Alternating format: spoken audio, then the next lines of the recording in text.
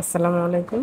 Welcome to our channel স্বাধীন পাঠশালা। অষ্টম শ্রেণীর শিক্ষার্থী বন্ধুরা, আশা করি তোমরা সকলেই ভালো আছো। আজকে আমরা জমির নকশায় ত্রিভুজের চতুর্ভুজ এই অধ্যায়ের 97 পৃষ্ঠার যে কুইজ আছে এটা করব এবং এখানে একটা নিচের দিকে দেখো একটা একক কাজ আছে এবং অপর পেজে আমাদের বক্স করে দেওয়া আছে, এই কাজটাও করব। তাহলে আমরা দেখো শুরু করছি হচ্ছে কুইজ দিয়ে। কুইজে প্রথমে কি বলেছে, সমকোণী ত্রিভুজের একটি কোণ হচ্ছে 90 ডিগ্রি বা সমকোণ। এখানে আমরা শূন্যস্থানে লিখতে পারি 90 ডিগ্রি বা সমকোণ।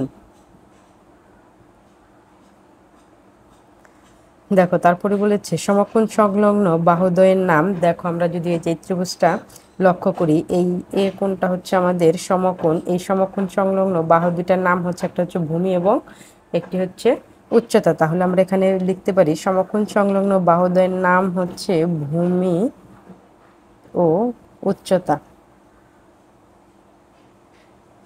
তারপর দেখো ভূ সমান্তরাল ভাবে যে বাহুটি থাকে তাকে বলা হয় ভূমি। এটা হচ্ছে ভূমি। আমরা যদি চিত্রটা লক্ষ্য করি, দেখো ভূ সমান্তরালের যে রেখাটা এটা হচ্ছে ভূমি। সমকোণের বিপরীত বাহুটিকে অতিভুজ বলা হয়। দেখো আমরা একটু যদি চিত্রের দিকে লক্ষ্য করি, এটা হচ্ছে সমকোণ। সমকোণের বিপরীত দিকে যে বাহুটা আছে বিসি, এটা হচ্ছে অতিভুজ। তাহলে আমরা লিখতে পারি সমকোণের বিপরীত বাহুটিকে অতিভুজ বলা হয়। এখানে আমরা লিখব অতিভুজ। তারপর দেখো চিত্র থেকে সমকোণটি চিহ্নিত করে পাশের বক্সে লিখো। দেখো এটা হচ্ছে এই এ কোণটা হচ্ছে আমার সমকোণ, তাই আমরা লিখতে পারি বিএসি হচ্ছে সমকোণ বা সিএবি, এভাবে আমরা লিখতে পারি।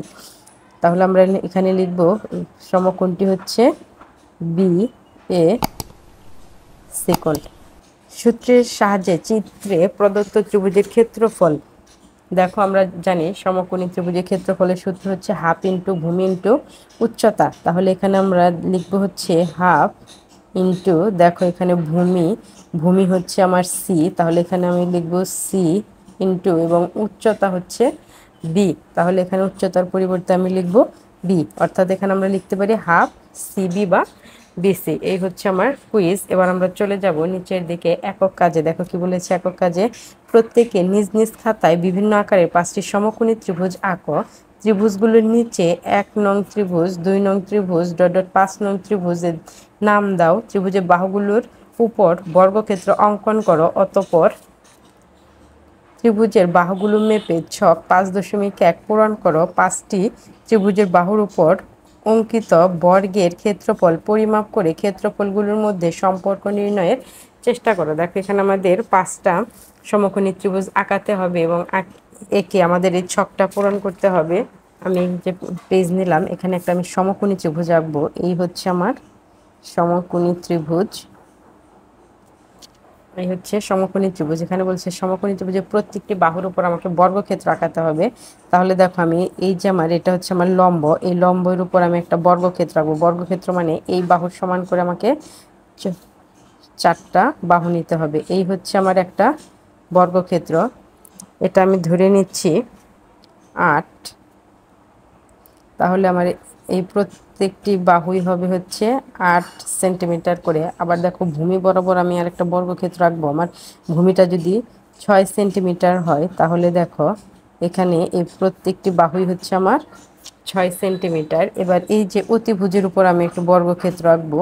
দেখো অতিভুজের উপর বর্গক্ষেত্র আঁকলাম। এই বর্গক্ষেত্রটা আমরা যদি 10 ধরে নিই, তাহলে এই বর্গক্ষেত্রের প্রত্যেকটি বাহুই হবে হচ্ছে 10 সেন্টিমিটার। এখন দেখো এখানে আমি তো লিখে নিলাম। এবার আমি যদি একটু ছকের দিকে লক্ষ্য করি, দেখো এটা হচ্ছে আমার 1 নং ত্রিভুজ। এটাকে আমি দিয়ে দিলাম 1 নং ত্রিভুজ। ত্রিভুজের ভূমি এই যে এটা হচ্ছে আমার ত্রিভুজের ভূমি। এটা যদি আমার ভূমি হয়, তাহলে আমার ত্রিভুজের ভূমি হচ্ছে 6 সেন্টিমিটার। উচ্চতা দেখো, আবার যদি আমি ত্রিভুজের দিকে যাই, এটা হচ্ছে আমার এই ত্রিভুজের উচ্চতা। আমার ত্রিভুজের উচ্চতা হচ্ছে 8 সেন্টিমিটার। আবার দেখো ত্রিভুজ এই যে এখানে এটা হচ্ছে আমার অতিভুজ। অতিভুজ হচ্ছে 10 সেন্টিমিটার। দেখো লিখলাম, লেখার পরে কি বলেছে, ভূমির উপর অঙ্কিত বর্গক্ষেত্রের ক্ষেত্রফল। তাহলে ভূমির উপর অঙ্কিত, আমার ভূমির উপর অঙ্কিত বর্গক্ষেত্র হচ্ছে 6। আমরা জানি বর্গের ক্ষেত্রফলের সূত্র হচ্ছে বাহুর স্কয়ার। অর্থাৎ আমরা যদি আবার একটু চিত্রের দিকে লক্ষ্য করি, এই যে এই বর্গক্ষেত্রটা, এই বর্গক্ষেত্রের ক্ষেত্রফল আমাকে লিখতে হবে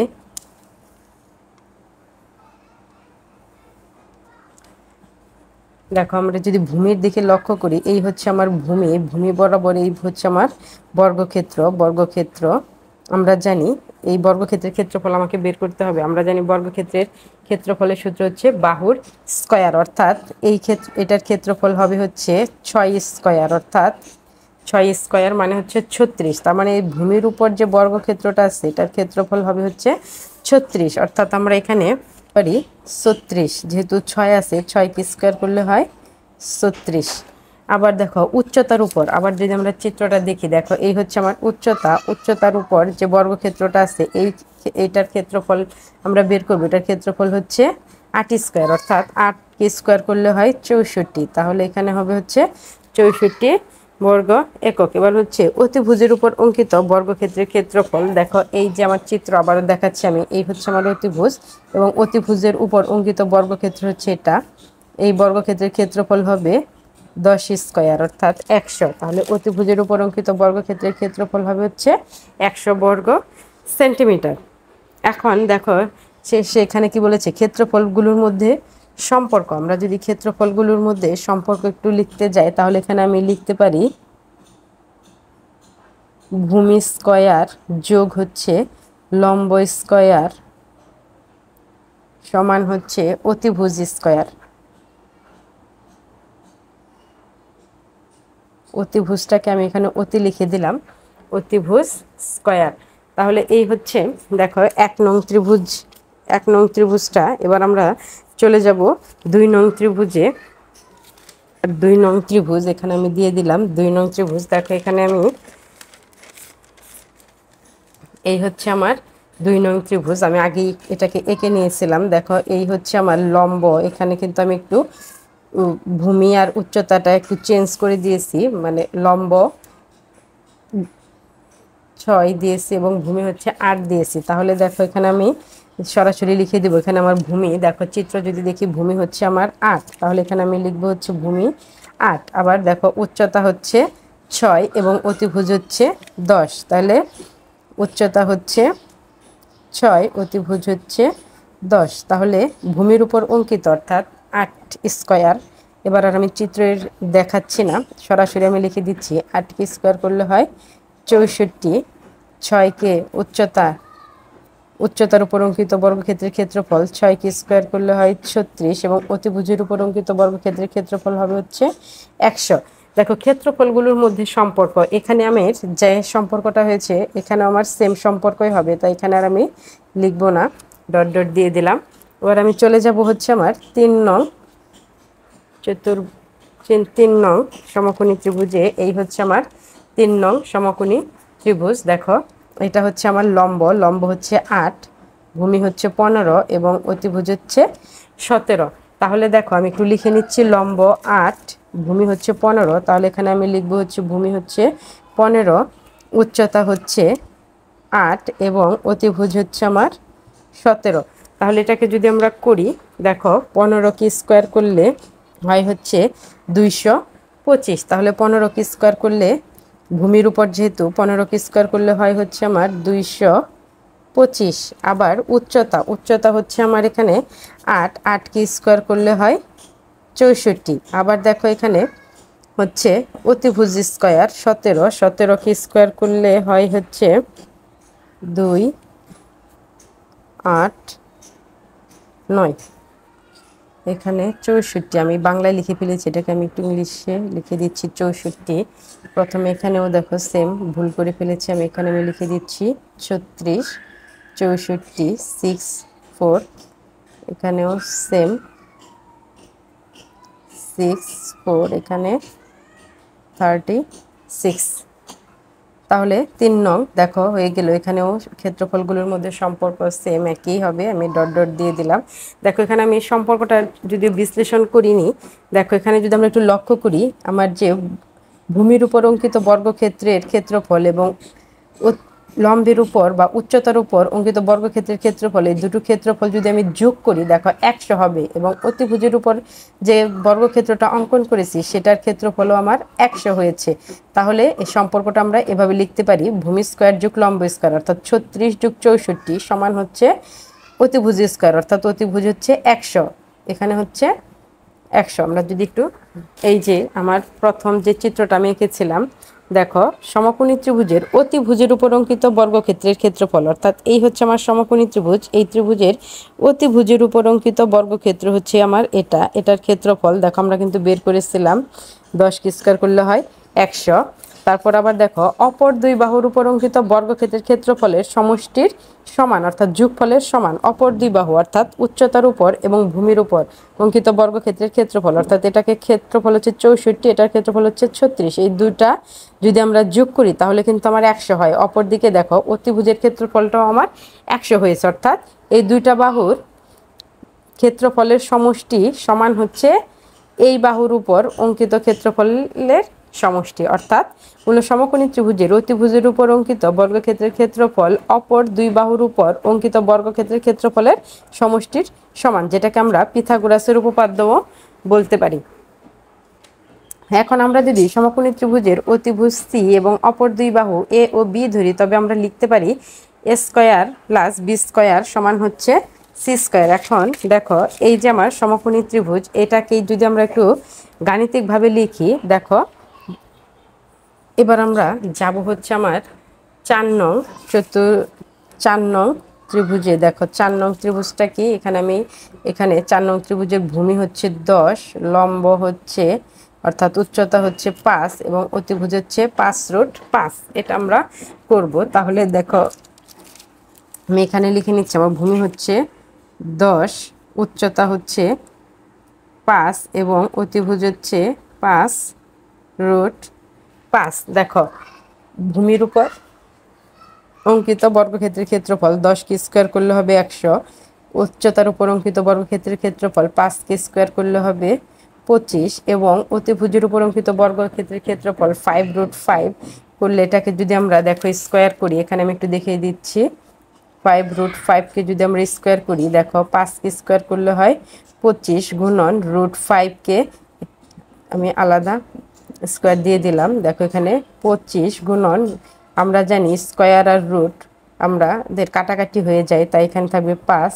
5 আর 25 গুণ করলে দেখো কত হয়, 5 25 125, অর্থাৎ 5√5 কে স্কয়ার করলে বা বর্গ করলে হয় 125। তাহলে এখানে হচ্ছে অতিভুজের উপর অঙ্কিত বর্গক্ষেত্রের ক্ষেত্রফল হচ্ছে আমার 125। এখন দেখো একটু যদি আমরা লক্ষ্য করি, এখানে ভূমির উপর অঙ্কিত বর্গক্ষেত্রের ক্ষেত্রফল এবং উচ্চতার উপর অঙ্কিত বর্গক্ষেত্রের ক্ষেত্রফল এই দুটো যদি আমরা যোগ করি তাহলে কিন্তু আমার 125 হচ্ছে, এবং যেটা আমার অতিভুজের উপর অঙ্কিত বর্গক্ষেত্রের ক্ষেত্রফলের সমান। তাহলে দেখো আমার যে এখানে যে আমার সম্পর্কটা আছে ভূমি স্কয়ার প্লাস লম্ব স্কয়ার সমান কি অতিভুজ স্কয়ার, তাহলে এটা কিন্তু আমার এখানে শর্ট সম্পর্কটা দিয়ে দিতে পারি। এবার আমি যাব হচ্ছে আমার 5 নং ত্রিভুজে। এই হচ্ছে আমার 5 নং ত্রিভুজ। দেখো 5 নং ত্রিভুজটা যদি আমি লক্ষ্য করি, এখানে হচ্ছে এটা হচ্ছে আমার ভূমি হচ্ছে 5, লম্ব বা উচ্চতা হচ্ছে 12 এবং অতিভুজ হচ্ছে আমার 13। তাহলে এখানে আমি লিখে নিই, ভূমি হচ্ছে আমার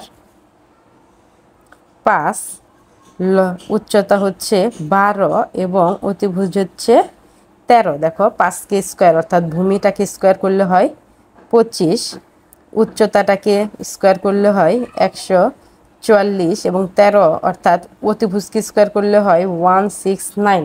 তাহলে দেখো আমরা যদি এই যে 25 আর 144 যোগ করি তাহলে কিন্তু আমার 169 হবে, যেটা অতিভুজের উপর অঙ্কিত বর্গক্ষেত্রের ক্ষেত্রফলের সমান। তাহলে এখানে আমার সম্পর্কটা সেম একই থাকবে। এই হচ্ছে আমার 5.1 নং ছক হয়ে গেল পূরণ করা।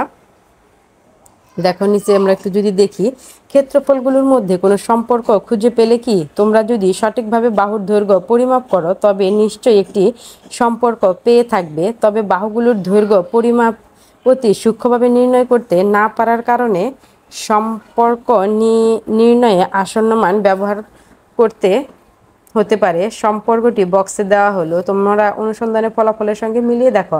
সমকোণী ত্রিভুজের অতিভুজের উপর অঙ্কিত বর্গক্ষেত্রের ক্ষেত্রফল অপর দুই বাহুর উপর অঙ্কিত বর্গক্ষেত্রের ক্ষেত্রফলের সমষ্টির সমান। অর্থাৎ দেখো, আমরা যদি একটু ছকের দিকে যাই, এখানে কোনো সমকোণী ত্রিভুজের অতিভুজের উপর অঙ্কিত বর্গক্ষেত্রের ক্ষেত্রফল এর সময় সমকোণী ত্রিভুজ, এই ত্রিভুজে দেখো এই বাহুটাকে যদি আমি এ ধরি এবং এই বাহুটাকে যদি আমি বি ধরি এবং এই বাহুটা যদি আমার সি হয়, তাহলে আমরা লিখতে পারি কি, এই দুই বাহুর অর্থাৎ এই দুই বাহুর উপর অঙ্কিত বর্গক্ষেত্রের ক্ষেত্রফল অর্থাৎ এ স্কোয়ার প্লাস বি স্কোয়ার সমান হচ্ছে অতিভুজের উপর অঙ্কিত বর্গক্ষেত্রের ক্ষেত্রফল সি স্কোয়ার।